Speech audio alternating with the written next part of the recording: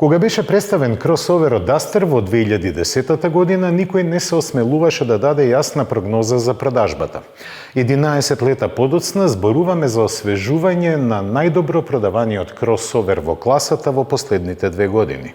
Применетата формула очигледно пали кај купувачите. Доказ за тоа е пласманот на 77 пазари и за малку 2 милиони продадени примероци.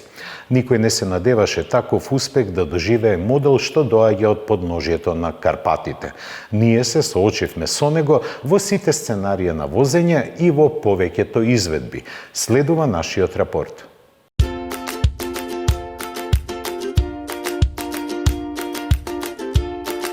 Теренскиот изглед 4,3 метри долгата каросерија го оправдува со мускулозната форма и издигнатоста над подлогата.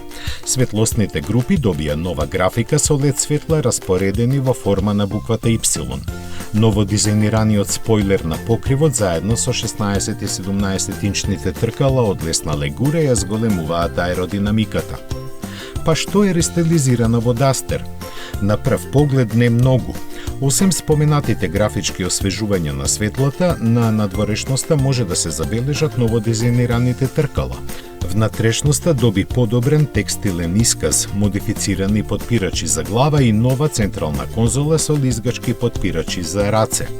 Дека ова е последното освежување пред да настапи третата генерација покажува несменетата позиција на екранот.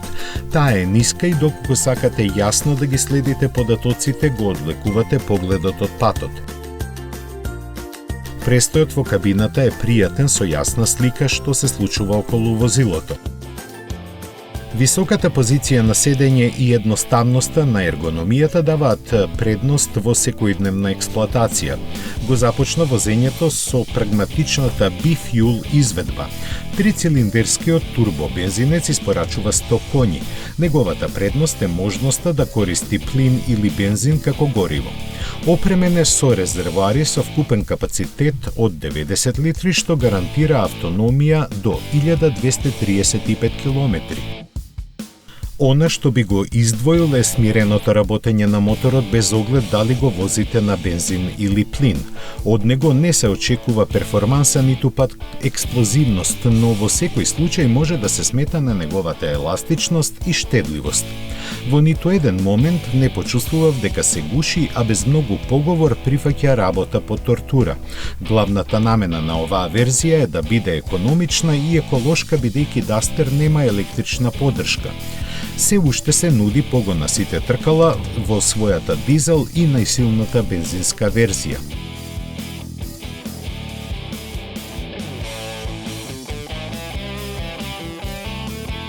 Вториот дел од возењето на Dacia Duster се случува на импровизиран терен.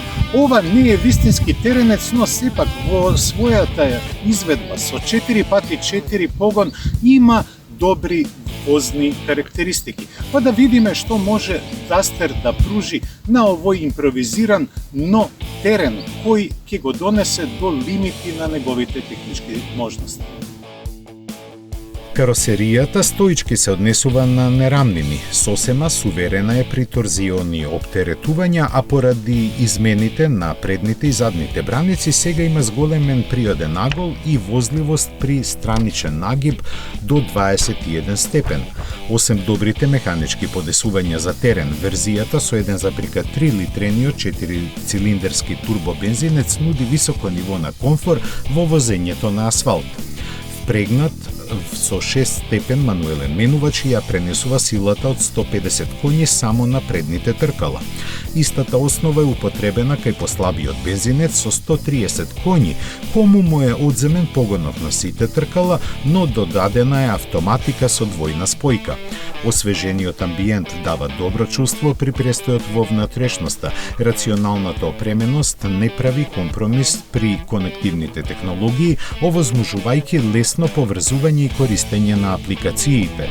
Вградената навигација добро функционира, понудените опции за моторизација сосема прифатливи. Не смее да се изостави просторноста на кабината. Во неа може комотно да се сместат 4 возрастни лица и нивниот багаж. Згоре на тоа цената останува во рамките на очекувањата. Ова не е перфектен кросовер, како и повеќето модели во класата поради зголеменото растојание од тлото, изразени се навалувања на каросеријата при енергично возење низ свиоци. Положбата на екранот не е најдобра, дискутабилна е и звучната изолација, но сите замерки се во рамките на толеранцијата.